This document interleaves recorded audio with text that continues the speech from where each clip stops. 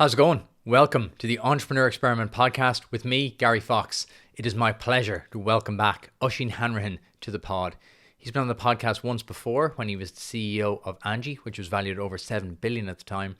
And now he's back. He's going again. He's got a brand new company called Keychain. This chat uncovers what he's been up to since we chatted last and why Keychain might be the biggest opportunity that hasn't been tapped into yet in global commerce. This is my chat with Oisin Hanrahan. Enjoy. I only get to say this a couple of times. Oisin, welcome back to the pod. It's great to be back. What a wonderful day to be talking to you. And it's a bit of a landmark day. What is it? Today is day one in Keychain's new office.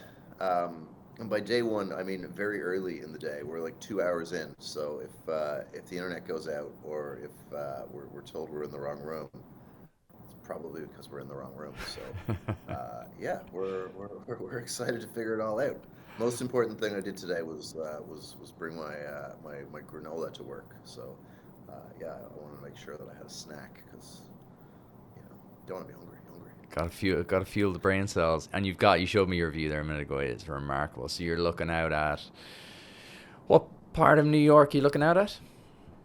We are down in the financial district, so we're looking out over the Hudson River. We're looking out over where World Trade used to be, and we can see the new World Trade building out the window as well. So yeah, we're looking out over the lower Manhattan skyline. The New York skyline is special. Every time you see it, it's really just from the movies. What is New York back? Like, New York was written off during COVID. Is it back? New York is definitely back. It's different, but it's back. How so?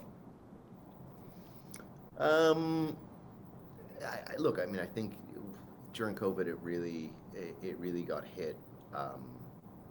It really got hit extremely hard during COVID. Like a lot of people left, myself included. It was just a very tough place to endure the lockdowns and the restrictions and all the madness that we all went through during COVID. And I think the journey to being back has pushed and prodded and shifted New York around a little bit. Like you think about the journey to come back. It started with like, okay, come in a couple of days a week, and people were starting to come in on Tuesday, Wednesdays, or Tuesdays and Thursdays. And I think what that meant was the city became incredibly busy on those days, but still emptied out on a Monday and a Friday. And then, as schools pick back up, like I've got two small kids, and one of them's in like a daycare, and the other's in like a school program. Like, for anyone whose kids are in school, like, you get back into a 5-day-a-week routine pretty quickly. So, the neighborhoods that were school-based, or that had a lot of school-going kids, they developed more of the normalcy of, okay, well, kids are gonna be dropped off at school 5 days a week. The coffee shops and the restaurants that kind of worked around that schedule or lived around that schedule revived pretty quickly. And then more recently, as companies have pushed for 4 and 5 day a week back in the office, you've started to see real resurgence and real demand for a more normal, what we would have called normal existence. And it doesn't mean that all of the office space and all the rental space is recovered, but there are certain parts of it that are still hurting for sure. So lower grade office space is still incredibly available. There's still a serious oversupply of that. But for high grade office space, there's more demand, more demand than supply, as people are saying, look, if I'm going to have fewer people in the office because my workforce has become distributed, those people in the office are, we're going to invest in great space. So, I think net, it's different than it was, but it's definitely back. Like New York is a extremely it's just an incredibly resilient place. Like, it just has so much inbound demand, and you contrast, and it's such diversity of economic base. Like, you contrast that to San Francisco, which is still it's obviously gotten some tailwind because of the resurgence in AI investment. But San Francisco, you walk the city and it's still got a lot of challenges in terms of, homelessness and vacant buildings. But I think New York risen quite. It felt like it was slow, to come out of it, but I guess on a relative basis, it's recovered quite quickly. That's really interesting about the schools. Been a contributing factor. In Dublin, it still feels the same. We still I think we're somewhere between New York and San Francisco. Demand for offices is high, but like kind of vacant office space is insane. Like for the lower grade, like you said there, and it's exactly that reason. If you're asking people to come into the office, 5-star facility, where do you think it goes? It's just like the workforce has shifted. Like, I think we've kind of moved toward a bit of this at Handy and Angie, but we've really embraced it with the new company, which is to ask ourselves the question: for hiring talent, where's the best place to put that talent? And if the talent doesn't need to be in the core at the center of operations, like we're not doing that. Like, I think about the early Handy team versus the early Keychain team that we've got. The early Handy team was all in New York, all in one place, until we got to 40, 50 people. And I think about where we're building Keychain, and we effectively have 2 hubs. We have a here in New York, but we have a substantial footprint already in India, in Delhi, and I think about that as like, I don't know, maybe we would have been brave enough to do that way post the Angie experience, where we learned how to run these offshore centers better. But I do think that the COVID experience of running extremely dispersed remote operations changed a lot of companies and pushed them to ask the question: do we need to hire this person in the center of our operations? Or can we say, actually, we're going to have a core team in Dublin or Cork or Galway, but we're okay with X% of our team being remote, because it gives us access to different talent, it gives us access to a different cost base, or some other inherent advantage in people operations. So yeah, I think that's a real shift for why certain office space is in demand and certain office spaces is not. Over the past 5 years in this podcast, I've spoken to so many amazing Irish businesses who started from a single idea and grown to become world-class companies, able to compete with the very best on the international stage. And many of those started and grew with the help of their local enterprise office. From starting up to growing to becoming more sustainable or digitization, your local enterprise office has everything you need to make that happen for your business. Visit localenterprise.ie or click the link in the podcast description. Okay, you know me. You know I'm massively into my health, fitness and training, but there's one thing I haven't spoken about before, and that is a product I take every single day. It's a product called Resilience, and it's made by an Irish company called Ethos. What's kind of funny is that every single entrepreneur I meet, that is the one characteristic they have: incredible resilience. So I like that little play on words. It's a multifunctional supplement that supports cognitive function, immunity, which is super important this time of year, energy levels, and it keeps stress at bay. I also love it because it's easy. If you're bringing anything new habit into your life, it has to be easy, and taking Resilience is so simple. I simply mix it in a glass of water every single morning, and I always throw a couple of extra in my gym bag to keep them with me. It's a really tasty blood orange flavor as well. It ticks all the boxes. It has B vitamins, amino acids, vitamin C, and adaptogens like reishi mushroom and ashwagandha. So, if you want to try it, I think you should. Go to weareethos.com, and because I like it so much, the guys have given me a discount code. So if you go to weareethos.com, enter Gary Fox at the checkout, you'll get 20% off, which makes taking Resilience about €1 a day, which is an unbelievable price for building some inner resilience.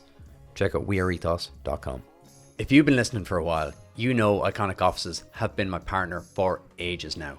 Working and recording out of their flexible workspaces has meant a huge deal to the success of this podcast. So it made perfect sense to partner up with them again for season 17, but to give you, my fellow entrepreneurs, a unique offer. Come work in the Iconic Office workspaces for free with no catches. Simply visit the link in the description below and enter Gary24 for a free day pass or a free day office pass.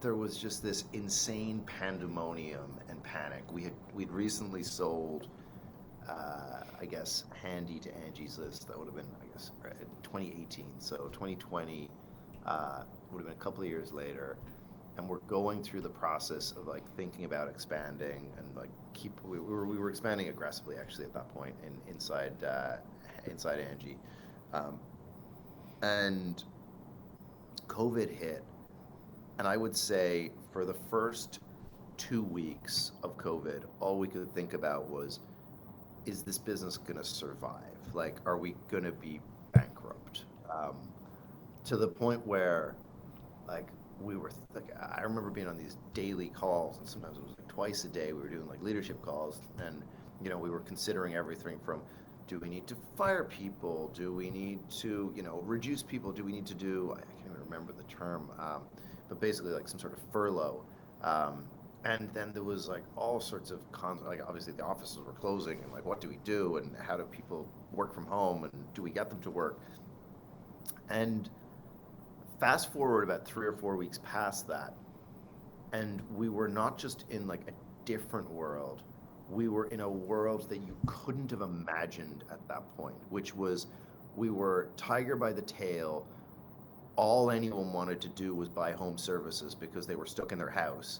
And all we were trying to do was figure out how we could possibly provide people with enough home services to meet the demand. Like the flip in that business, it was just such like, it was just like such a head fake. It was like, hey, we're going this way and it looks really bad. And then at the last possible moment, it's like, actually, home services are going to be an essential service. Everyone is going to want to buy them. And all you're going to have to do is like, just try hang on for dear might while you try and ride the crazy roller coaster. And that pretty much, that theme of just trying to hang on was the theme of COVID. Like, it was for the Angie business. It was literally every person had the exact same thought at the same time. Like, everyone was like, let's buy let's learn how to make sourdough bread. And then it was like, let's put a fire pit in our backyard. And every partner we had, so Walmart and Costco and Target and Lowe's would sell out of fire pits instantly, and we would be we'd go from installing like a couple of hundred fire pits a week to like thousands of them in a day. It's wild. Like, it was in like you said, when you explain it there, going, yeah, the whole world is going to shut down, but then everyone's going to really want to do up their house. People can't go out anymore, so they're going to want to buy like barbecues and fire pits and install home bars and jacuzzis and saunas. Like, who has that on their bingo card at the start of the year going, do you know what's going to happen? This is why we're going to be a massive success. Like, oh, and go further than that. And what we're going to do is we're going to print so much money that we're going to have to drop it out of helicopters and force it into people's bank accounts. Such that affordability will never be a question for the next 24 months. Yeah. Because everyone will just have an irrational amount of money, because we will put so many government subsidies in the system at every possible level that you will not have the problem of affordability. Instead, you'll have the problem of, can you possibly get people to go to work because they're getting so much money in COVID subsidy payments? Like, it was just, and we'll keep interest rates so low, and we'll lend at such low margins, in fact near zero, that it'll be cheaper to borrow than pay the here's an example. I remember there was one particular deal we were looking at during COVID where you, as a business, whenever you accept a credit card, it costs you between 2 and 3% to accept the credit card payment.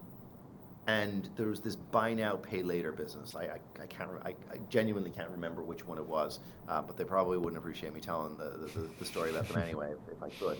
But and they had this deal, which was they would advance the money for 90 days, and it would cost us less to lend the customer the money than it would to process the credit card and get paid immediately. Oh my God. So they were absorbing all the credit risk, and they were lending the money, like the time value of money. So the time value of money at that point was like zero.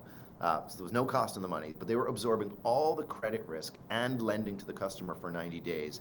And it was going to cost us less than the couple of points we had to pay the credit card. So we were basically going to our customers and saying, I know you want to use your Amex or your Visa card to pay us, but instead, could you use this other service and we'll give you 1% back in order to do it, and it'll still cost us less. Like that was the degree to which that time was just like But that made no sense. Like all how could business that? rationality went out the window. Even listening to you explain that to me, my head is kind of going, how did we all just kind of go with this? How do we all, like, instead of going down, the economy boomed, share prices went through the roof. Like, you, but this is like why I'm kind of laboring this point is that, we're always kind of looking for trends and patterns and routines and things that we can look and go, yes, that's going to happen again. Like, often, and I was speaking to an entrepreneur this morning who'd gone through something similar. He had an Airbnb software business which he just sold now, and he thought the same thing. He was like, oh, we're dead.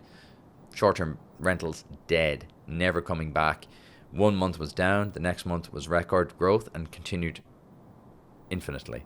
Like, Yeah. because everyone wanted to leave the cities. He goes, we just saw this complete inverse of, like, no one wanted to go to cities, everyone wanted to go to, like, South Carolina and Wexford, and everyone wanted to get out of the city and just take all these short-term rentals, and the whole market boomed.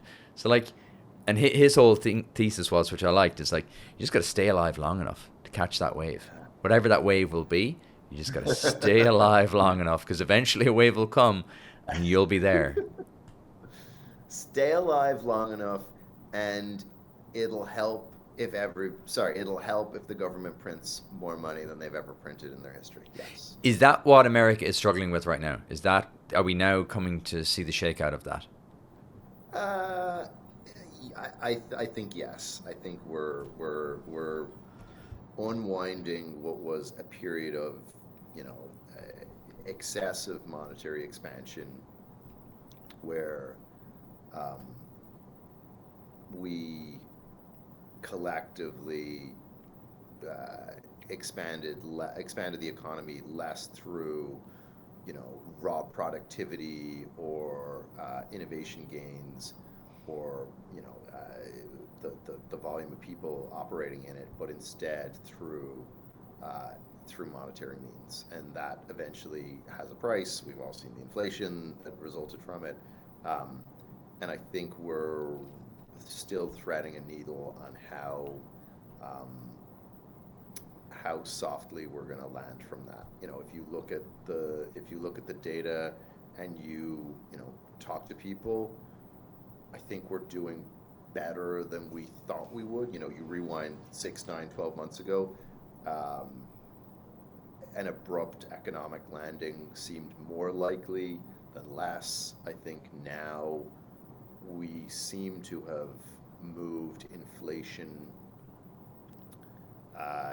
downward without crashing the economy. But I think we have some real sticky structural problems that may prove harder to get out, to undo than we're giving it credit for. Like, I think we've made some changes, particularly around our source of goods, that will make it harder to truly tame inflation back to where it was. Like the China hedge has gone away, right? The fact that we had this long-term shift of production to a cheaper location, whether it's for geopolitical reasons or other reasons, we are not moving production to China anymore. Our imports from China are not, you know, expanding at the rate they were. They're contracting. That, you know, has an inflationary effect. Like, if you reshore production away from China or even nearshore it, that pushes up the cost of goods, and that's like that's, you know, we took the geopolitical genie out of the bottle, and it's hard to see us putting that back together, right? It's hard to see us saying, okay, we're going to push back toward imports from China at an aggressive rate, and I think that's hard. I think the second one is, you know, frankly, led by more of our European partners, is the shift toward toward more sustainable environmental environmentally friendly production, whether, we can call it the Green New Deal, or we can call it whatever we want to call it, um, whatever political term we want to put on it. But making things in an environmentally friendly way is simply costlier. It is like it just costs us more in the short term. Maybe it's better maybe it is economically better long term, when you factor in all the individual costs of all the other things, but it is simply more expensive in the short term to bundle in all of the environmental costs into making something. And that is going to cause us to have that's going to cause us to have higher costs of services, of goods and services. And again, it's not to say we shouldn't be doing that. I think we should be embedding our total cost of ownership into things. But that's, I think Europe has really embraced that in a much more wholesome way than America has. And then, I think the last one is we still haven't solved our approach to immigration in the U.S. So, it's not to say it's ever going to be solved, but we have a more clunky, restricted immigration and frankly dysfunctional immigration situation than we've had in quite some time. And I think that makes it hard for us to have labor supply. And without labor supply, at every level, it's hard to see us getting our cost of services under control, which is again. So I think those three things. The last one is, arguably more technically solvable, but harder to solve politically. But those three things are a pretty significant contrast to where we were, 5, 6, 7, 8 years ago, when those were not, massive price drivers for the average consumer, and now they are drivers of price. And when you left Angie, you've gone again almost pretty quickly. Were factors like that at the front of your mind to go again? Because Keychain seems perfectly positioned to kind of like solve a lot of those problems, really. For anyone not familiar with Keychain, just give a quick overview of what it is, and then can it give me an outline of why it all started? Sure. So the thesis behind Keychain is, if you go to the grocery store today and you buy product, most of the product in the store is not made by the label on the box. So you think about, whether you buy private label at Tesco or Target or Walmart or Marks and Spencer, or whether you buy from any of the, more recently health-focused brands like, gluten-free brands, the paleo brands, the dairy-free, nut-free, etc.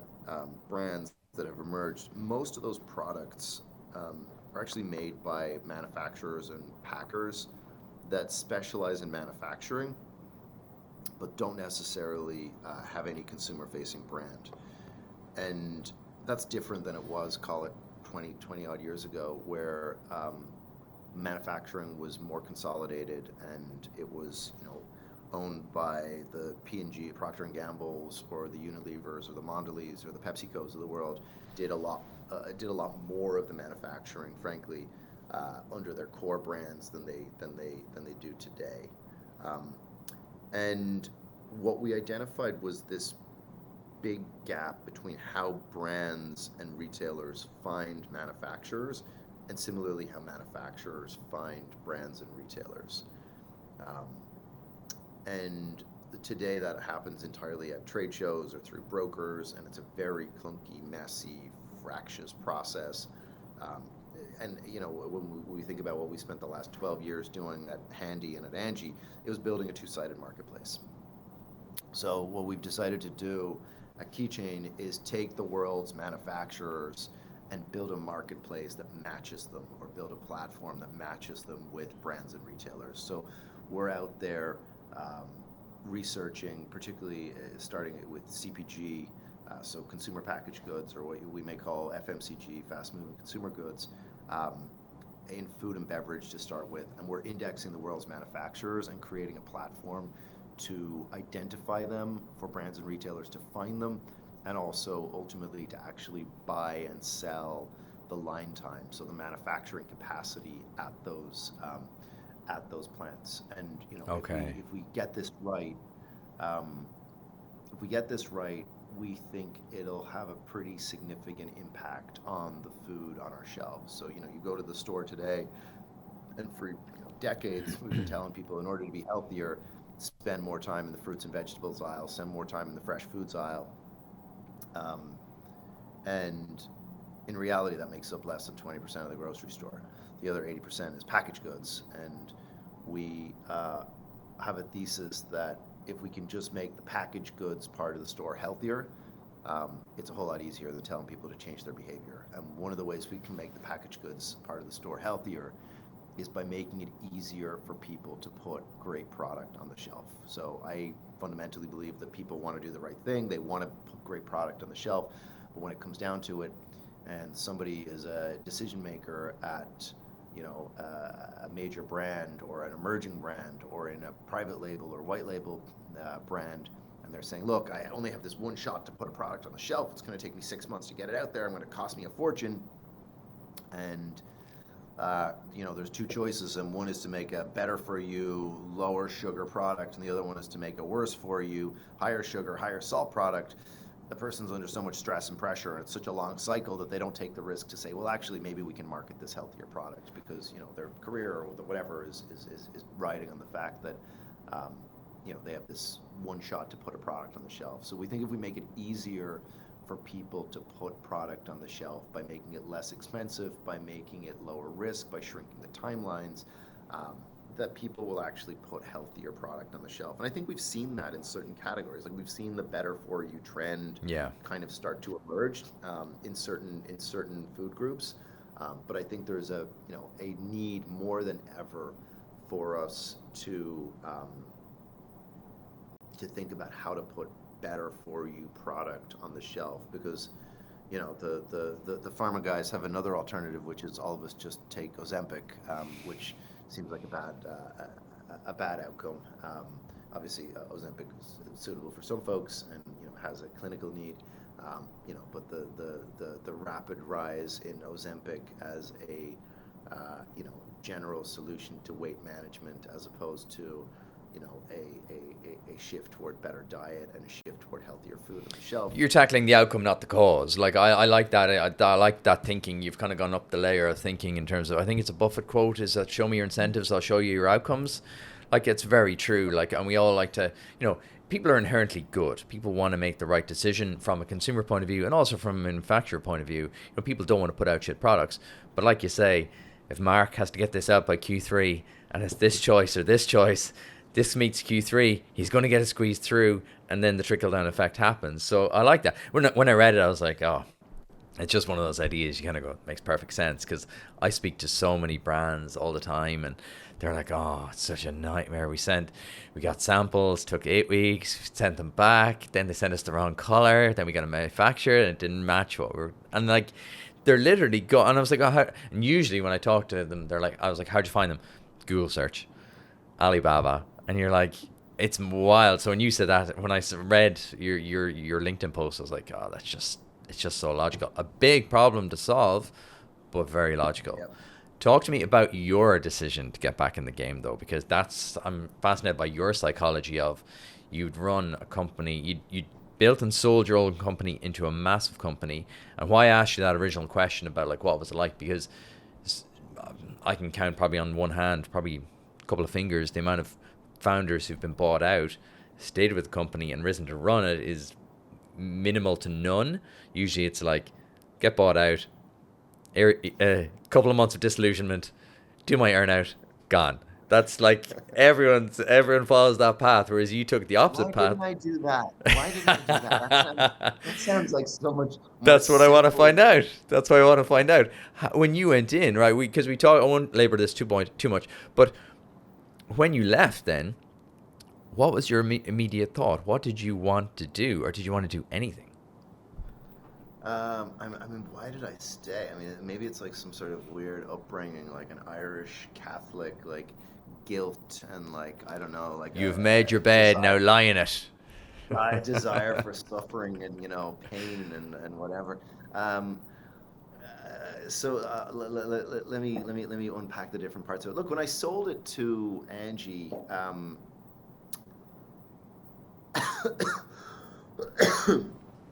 it wasn't impossible. Like it was discussed at the time that I was going to take that I would have the option to take a leadership role, and it wasn't like a part of the deal terms or anything like that. But it was like, okay, like do you is this something you're open to? And I said, look, I mean, maybe it's possible.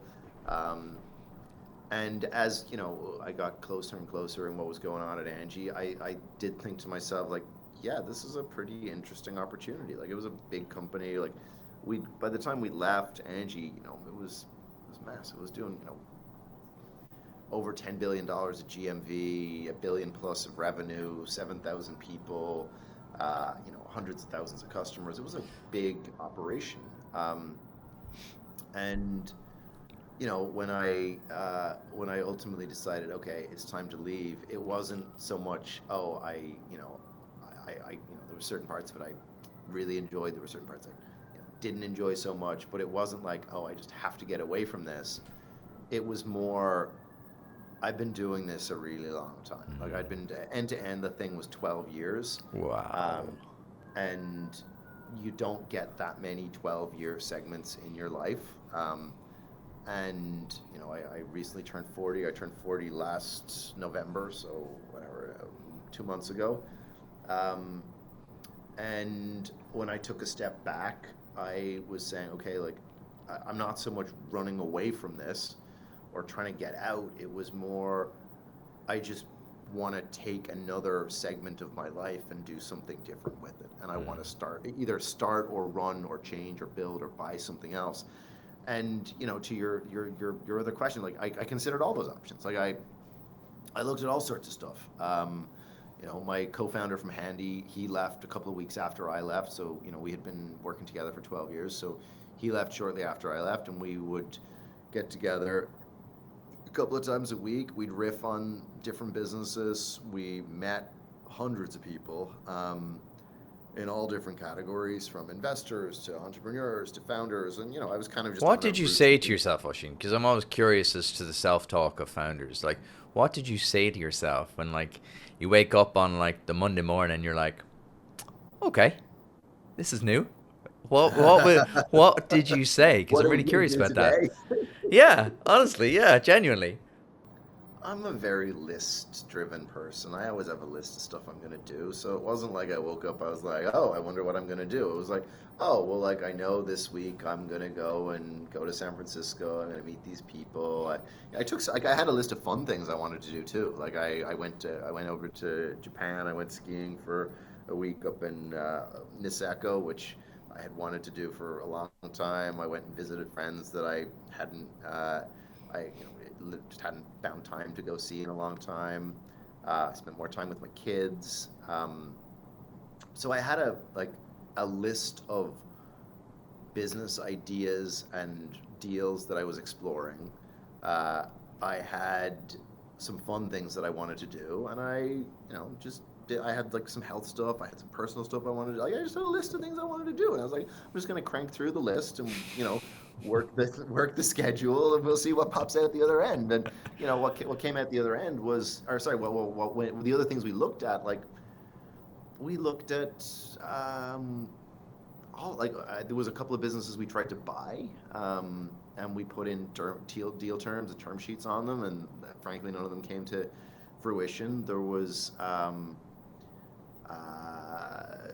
a couple of later stage like pre-public companies that I looked at, again with a view of, okay, I would take on a CEO and a CEO role, and I'd also buy a part of the company as part of it. There was some public company stuff that I looked at where some folks were like, I was like, I really don't think I just want to go straight into running a public company, but I'll look at it. I looked at a couple of those, and they all seem to have like their own quirks and challenges.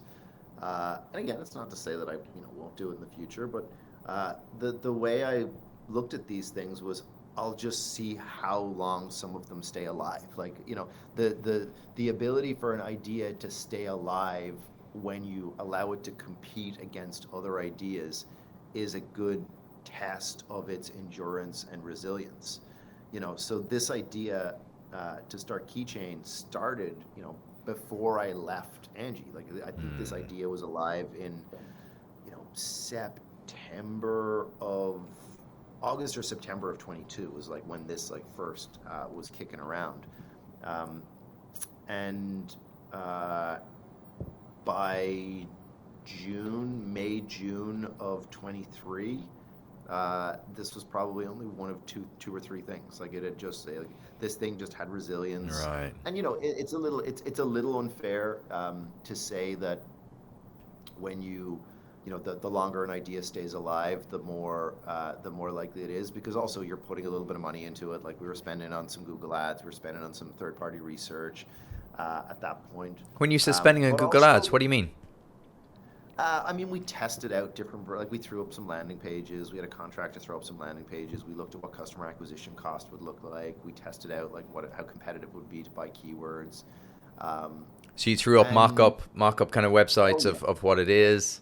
Come on, it's the well, entrepreneur experiment, Oisin. You got to talk us about the experiments. This is what we're here for, man. Come on. You threw it out there like you hit the lead on me. Come on. yeah, I mean, sorry. Yes, I think that is fair criticism and fair feedback. We did a lot of things. So, if that's important, like, let's unpack it. Please, Um, because I wanted to talk to you about new idea generation and selection, because I think that's where a lot of first-time founders and even second-time founders get caught in the mud. So I'd love to hear about how you actually did that. That'd be really interesting. um, so we had a thesis similar to yours, which was it's hard for new brands to find manufacturers. And that's easy to prove. It's like, yeah, you talk to new brands. We've probably invested in 60 or 70 companies over the years. And some of them were brands or, types of brands, and they always talked about this problem of how hard it is to find manufacturers. But that doesn't really prove very much, because frankly, as great as new businesses are, manufacturers don't really want to talk to many of them, because they aren't going to go anywhere, and they're just people with a little bit of an idea, and it's like, okay, well, it's not irrational that a multi-$100 million manufacturer doesn't want to make your 10 sample soaps that you want to go and test out. That's Yeah. like that, that's not it's not a commercially lucrative problem. But we then went to the other extreme of the situation, and I don't know if you recall, but Handy and Angie partnered with some of the biggest retailers in the world, so Walmart's and Costco's and Target's and all those guys. So we got talking to them, and we said, look, do you find it hard to find manufacturers? You make billions of dollars of private label product. Do you find it hard? Because if you find it hard, it might actually be a problem. Yeah. And they said, oh my goodness, it's so complicated. We are constantly in market. We have 3,000 products and we sell $9 billion a year. But we're supposed to have 2 suppliers for every product, and we're not supposed to have more of our portfolio, like any more than a certain percentage of our portfolio with one manufacturer for supply chain risk and blah, blah, compliance and all this. I was like, oh my goodness, like, you're saying a lot of words that I'm going to have to go back later and find out what they are and what they mean. But it sounds like sounds like you're freaking out. And we then repeated that conversation with a couple of other larger brands and larger retailers. And we're like, okay, so it sounds like brands and retailers are struggling to find manufacturers. So we're at this point, you abstract away what we're doing. We're validating one side of the problem. We then went to the other side of the problem, which are the manufacturers, the other side of the equation. And we said to them, look, do you find it hard? No, we started with, do you need more business, or do you want more business? Always a good starting point. And they said, nope, we're full. Really? Like, okay, cool. I guess this puts this whole thing to bed. And curious, fools that we are. We said, well, are you full everywhere? Are you full on all your lines? And they said, well, I don't know, who are you and what do you want? And we're like, well, we're thinking about doing this thing, and we might have some credentials in the space. We've built big marketplaces before. We're not total chancers. And they said, oh, well, I thought you were a customer. And I was like, well, I thought I was a customer. Why would you tell me you're full? And they're like, well, that's just kind of the way the business works. That's Like the dance. Make me want you. Okay. That's the dance. Wow. And I said, well, are you full? And they said, no, like we've got our main line might be full, but we have 4 other lines that are operating at 20, 40, and 30% capacity respectively. And I was like, okay, so you do want more business? They're like, yes, absolutely we do. I was like, okay, all right. And would you pay for that business? And they said, well, how much are you going to charge me? What's it going to look like? And I said, I don't know. Like, how much is your average order? And they said, well, the average customer does about $1.5 million a year across 3 orders. They order 3 out of the 4 quarters of the year, so $500,000 for each of the 3 quarters they do. And I said, oh, do you mind me asking how much is your gross margin? They said, oh, yeah, it's kind of a little bit sensitive. I was like, well, I'm not going to do anything with it. And they gave us the number, and it was like a quite high number. I was like, so if I get this right, on $1.5 million, you're going to make 30% gross margin, so you're going to take home $500,000 of gross. And I said, like, would you give me 10% of that? And they were like, done. Like, so wait a second. I meant give you 20. 1 cent business, you're going to give me 50 grand. Yeah. And he's like, for sure. And I was like, okay, all right. So we went and repeated that exercise with 20 or 30 more manufacturers, but we were a little smarter the next time, where we didn't start with do you have any business, or sorry, will you make something for me, because we learned that they trade on the opacity and the opaque nature of like them being busy.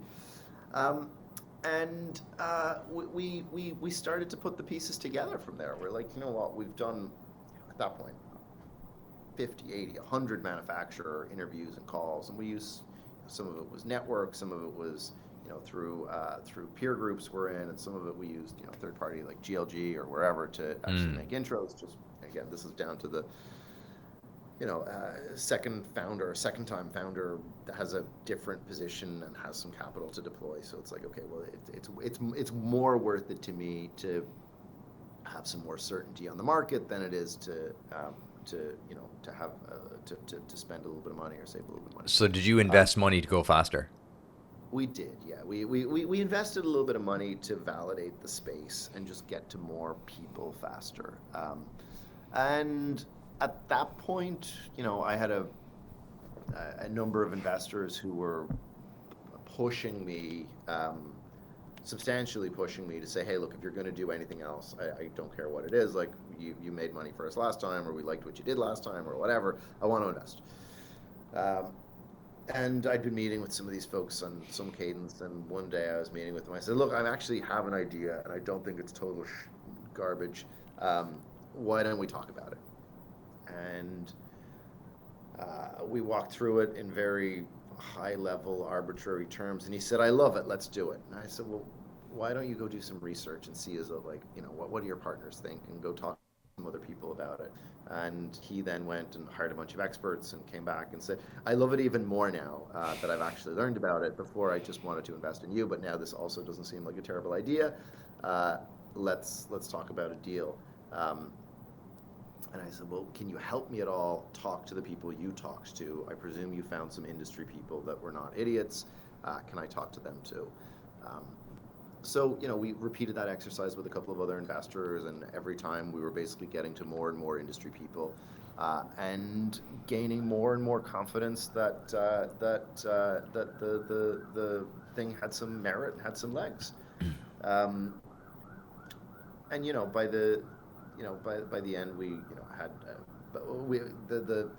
the investor thing. The first time is the first time you raise money as a first-time founder, you're out there pitching this idea and trying to convince investors that it's not a bad idea and you should do it, and that they should invest. Whereas I feel like, again, as a second-time founder, you have a little bit of a luxury, which is to say, I wasn't wedded to this idea. This wasn't like the thing that I have to go and do.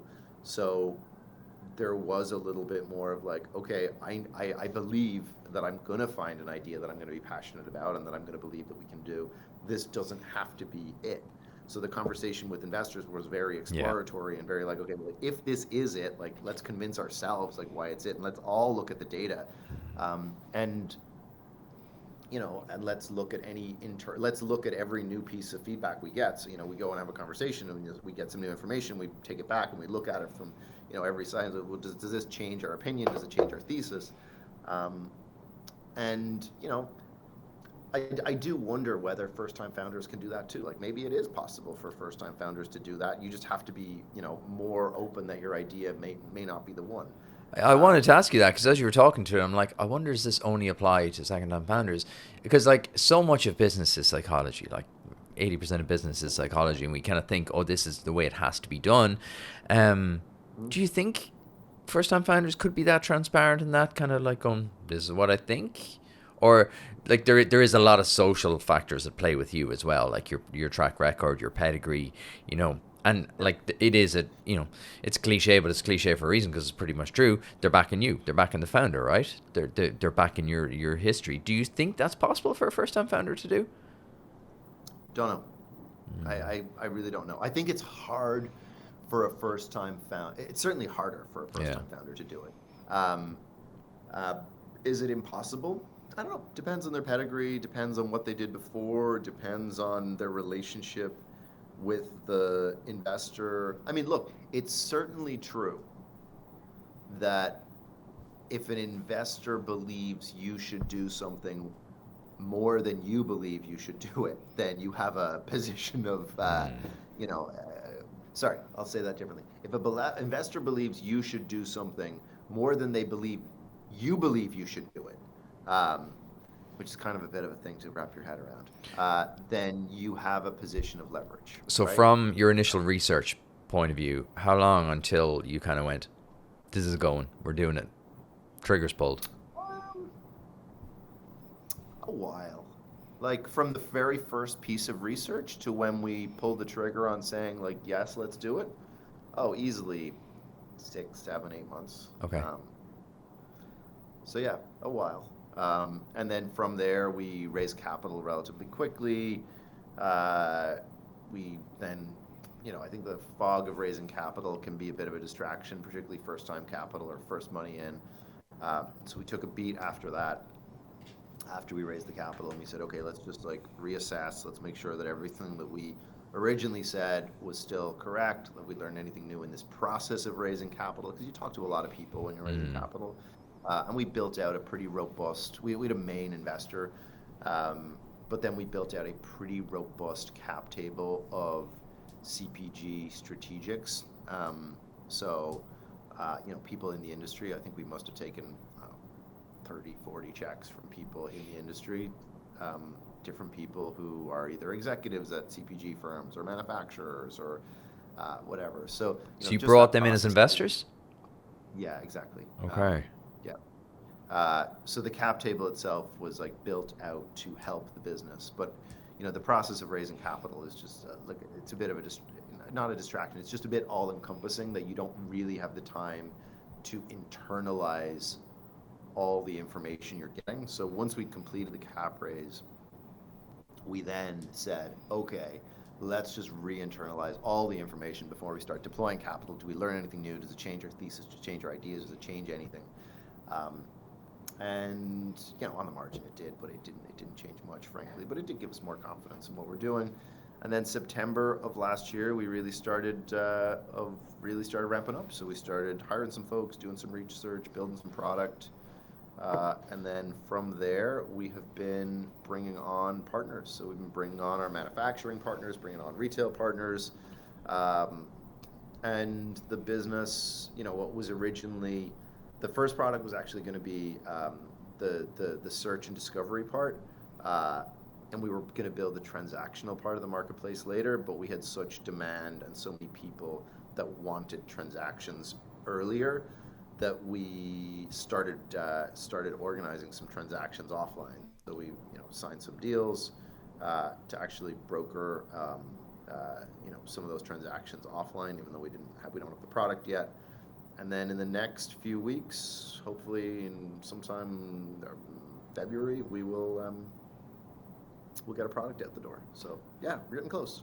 What would your, because you've given us kind of a masterclass there and kind of like new idea generation, selection, and then action. As like, let's say you're talking to first time founders now and you're going, right, this is going to be your playbook for how you're going to get your product to market. You're going to select your idea, you're going to do your research, and then you're going to get your product to market.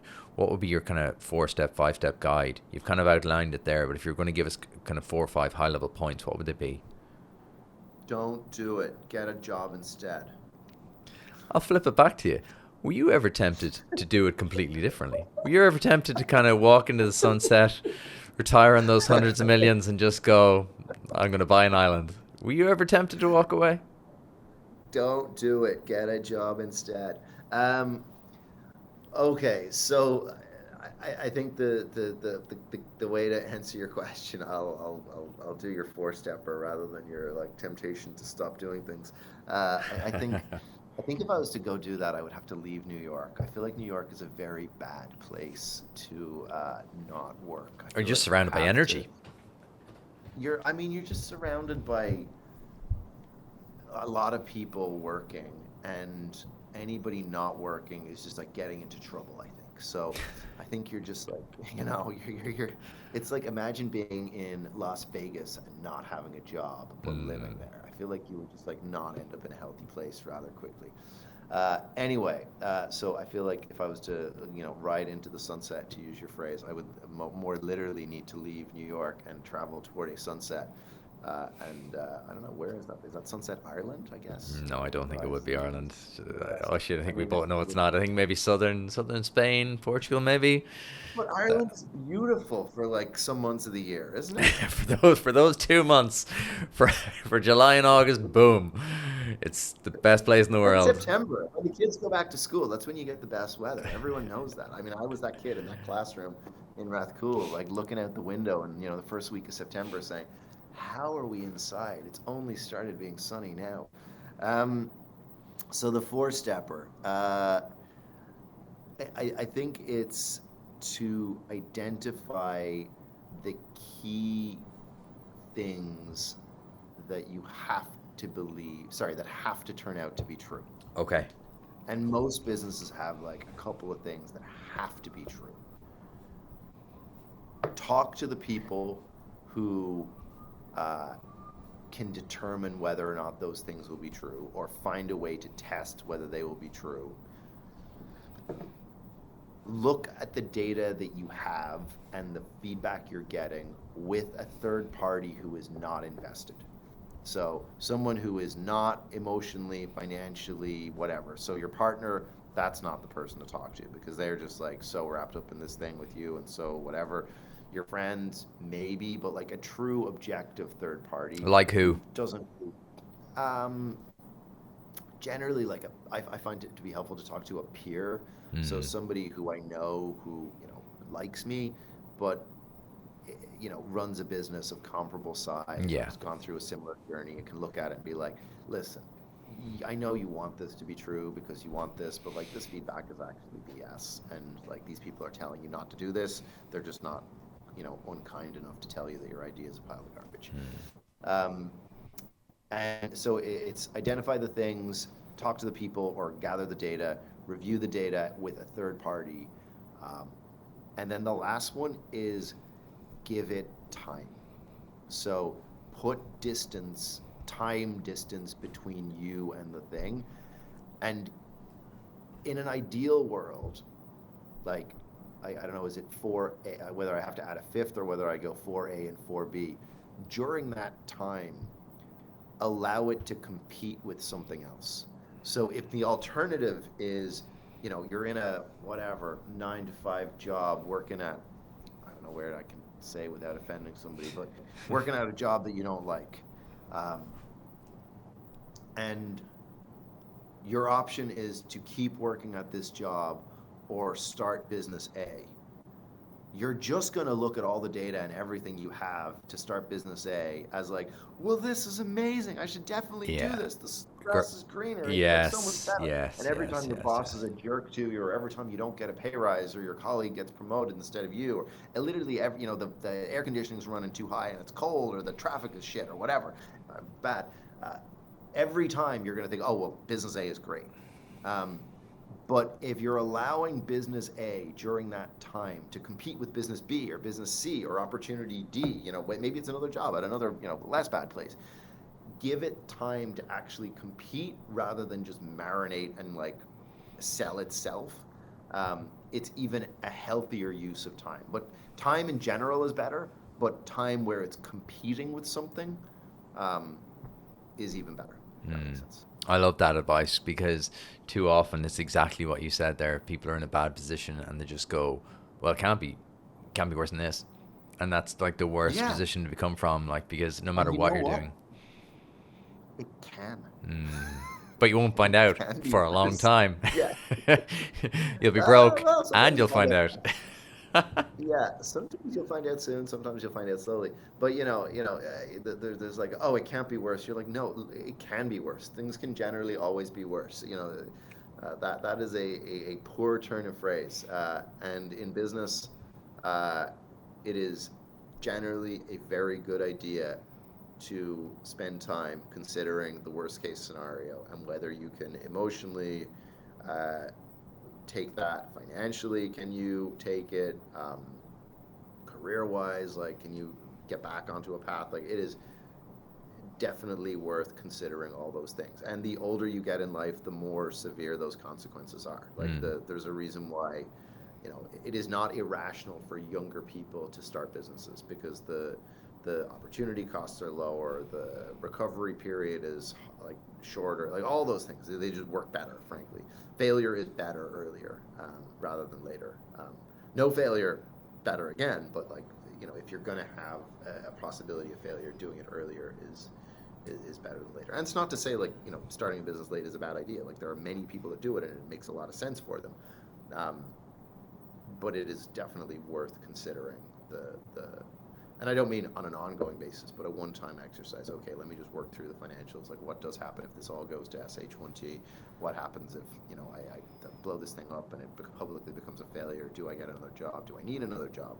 What does that look like? Where do I go? What's my story? What's the narrative? Who's going to hire me? What's my backup plan? Etc.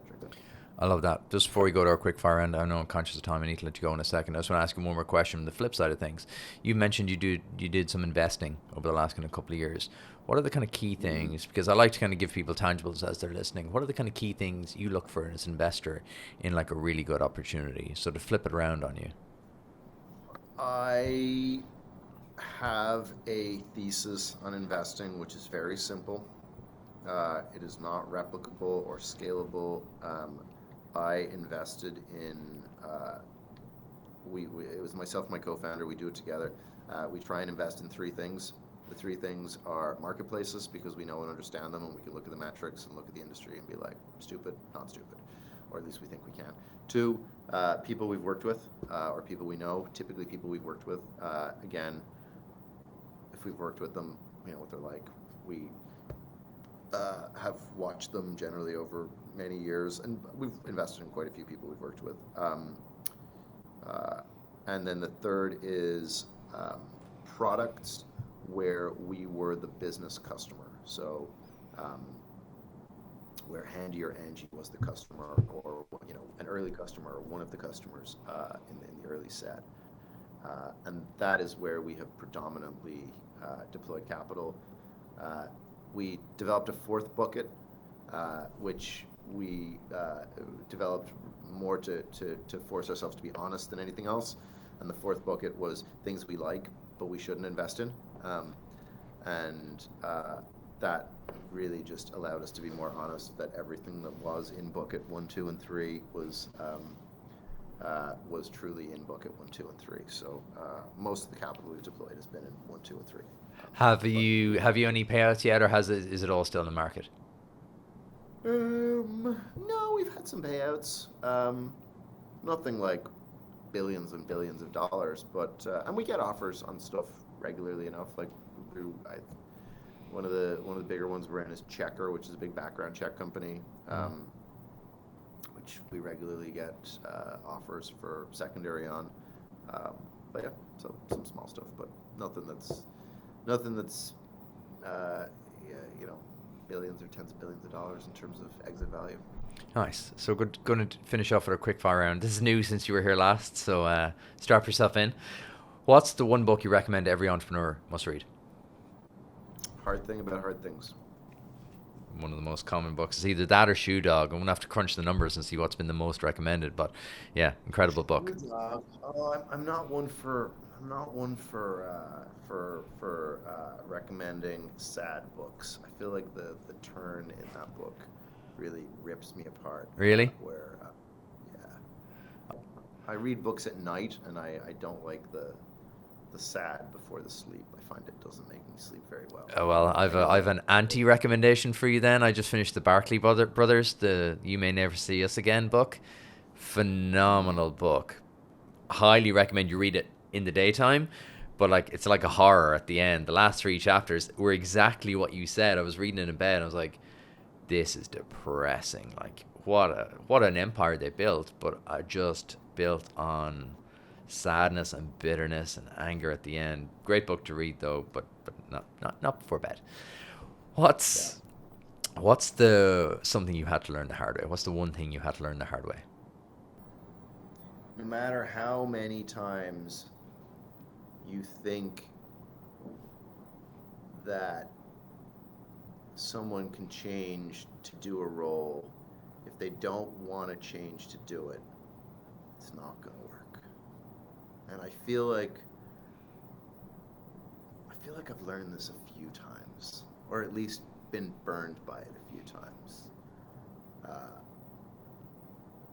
feel like some level of hopeless optimism captures me sometimes when I think about a person doing a role, and I know they have the skill set, and I know they have the technical capacity to do it, and I know they have the drive to do it, but there's something about the way they operate that prevents them from having the right mentality to do it, because they don't see themselves as being that type of person or whatever it might be. And as a result, I see the best version of them being successful in this role rather than the real version of them being successful in the role. You want it for them more than they want it for themselves. Really good answer. Thank you. What have you sacrificed to achieve your success? The most valuable thing any of us have is time and health. And there's only a certain amount of time that we're going to be healthy, and the alternatives of where I can spend that time is the biggest sacrifice. So, you think about the fact that I look out the window and I don't see a Dublin skyline. I see a New York skyline. It's that pulls on me. It's the fact that I can't drive down the street at the end of the day and go see my dad and see other family members. And yeah, simply raw spending time in other places than at home with family. Okay. What's something in your daily routine you wish had started sooner? I get up really early, and I thoroughly enjoy it. I think I've done it since I've had kids. I get up somewhere between 4:45 and 5 o'clock is when I typically get out of bed. Get an hour and a half, sometimes 2 hours to myself to do what is the most deep, productive work that I can do. I used to be able to do this work at night. I don't know, is it just time or aging or like my biological rhythm or what? Like I used to be able to sit down, like I remember decades ago at this point in college, I would knock out my most productive work between like 8:39 and 11:30, 12 o'clock at night. I could write, at peak, I could write nearly 1,000 words an hour of like well-structured, thought-out work at that time. And a few years ago, I could barely write an email at the end of the day. And I wondered for a while whether I had lost the ability to just do that type of work, or could I just no longer pull it together, or was I too burned out, or what? But it turned out it was just the wrong time of day for me now, and I can now get up in the morning. I can't crank 1,000 words an hour out, but I can get up in the morning and like immediately, no shower, nothing, just like get out of bed, go straight into my home office, and go straight into a document and instantly focus on it and review, work, create, and from the ground up, or I can do work on a document, and that I find to be the best time of the day for me now, to be able to just do that type of work. So I think, I guess the thing I've incorporated, and it's not just getting up early, it's identifying the time of day that is most suitable for work, particular types of work for me. I think it's energy credits. It's the way I think about my day. So I get up in the morning, I have 10 energy credits in the bank. I'm the exact same as yourself. It has flipped around. It used to be like, up late, up early, whereas now it's like bed early, up early. And I find the exact same. My brain is different. And I think you go through seasons in life as well. I mean, you've got kids, you've other things focusing on your brain during the day. And plus, that time is yours. By the evening, anything could have happened, but if you're up that time is yours, and your brain is obviously focused in. I think it's a great skill to be able to cultivate too, that ability to drop into like deep focus. I'm going to give you €1 million. You can invest in one company or person. Who are you going to pick? Oh my goodness. $1 million, and what am I going to do with it?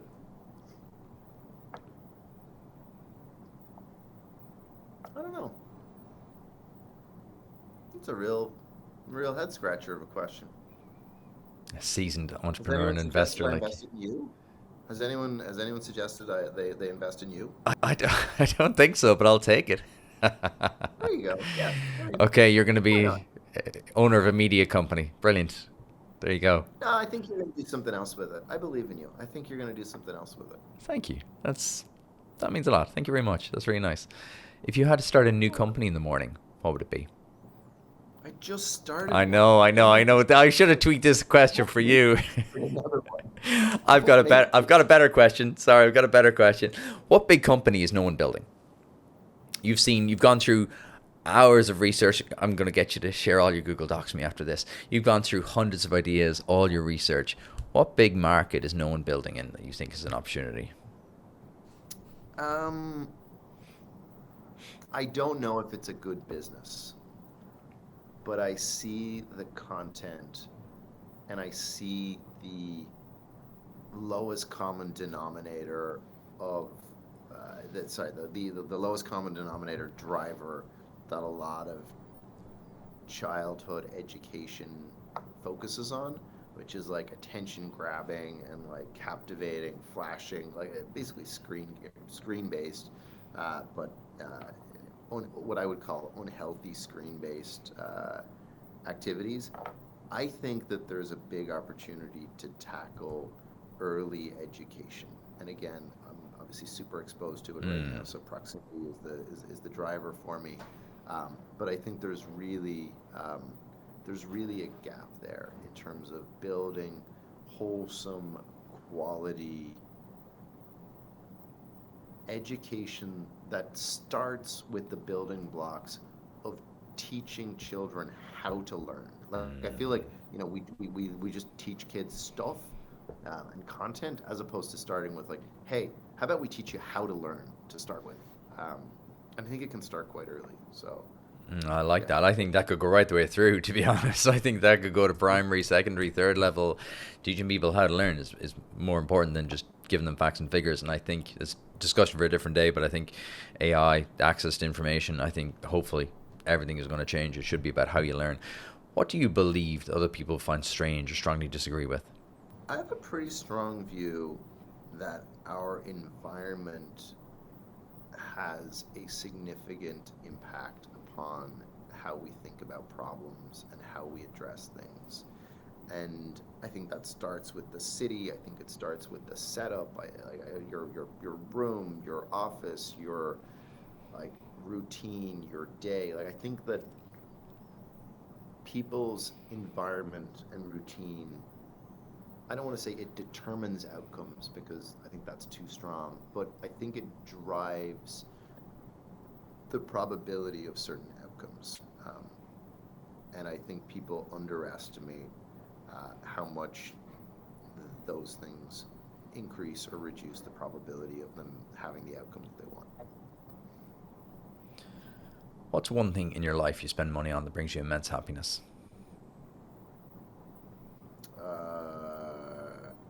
I have some hobbies that bring me happiness, and doing them with my kids brings me great happiness. I took my kids skiing, which is obviously an incredibly fortunate luxury experience, and watching my nearly 5-year-old ski down a 3.5 mile piece of mountain all by Wow. herself was one of the highlights of probably one of the highlights of 2023, frankly. Yeah, it was just great to like watch this little kid who, a few days before couldn't put her skis on, and the rate and pace at which she could learn and get to a proficiency level where she felt confident enough to ski down this mountain where I would be quarter mile away from her, and she would feel like, yeah, it's totally fine. I can just see you at the distance, and I can ski down by myself. Is amazing. And you could broaden it out to anything with anything where you're watching your kids, or where I'm watching my kids develop and learn a new skill and get to a proficiency level where they just say something like I'm so proud of myself. Like that's that's just amazing to watch. So that's a ton of fun. That's gorgeous. What's your one final piece of advice to every entrepreneur listening? My one final piece of advice is to take the time to figure out what you really believe in and what are the things that you're not going to compromise on, and write those things down. So to really write down what are the things you believe, whether it's to do with people, whether it's to do with your own set of values, whether it's to do with the trade-offs you're going to make, and really write those things down. And you don't have to be maniacal and look at them every day, but to look at them with some level of cadence, whether it's every quarter or once a year, because the reflection on what's important to you, I think, again, similar to your environment, your routines, actually drives outcomes. I really strongly believe in that one. I've got a Notion doc. It's called my principles document, and I look at it probably once a week, just high level what I believe in, because I think we live in such a noisy world, and you're bombarded by so many bits of advice and new theories and new ideas, and you got to be doing this, and comparison really is the thief of joy. So I do look at it so often, and I think that is really, really, really good advice. Oisin, that was, as always, an immense chat. Thank you so much. Where can people learn a little bit more about Keychain and maybe contact you? You can find me on Twitter, Oisin Hanrahan, or you can get me at keychain.com. Perfect. And Keychain is keychain.com? That's it. Perfect. Oisin, thank you so much for joining us. Thank you so much. Always a pleasure to talk to you. Take care. Made it all the way to the end. Click here to subscribe to the channel. Click here to listen to last week's interview. We do these interviews every single week, so hit subscribe. I'll see you in a few days.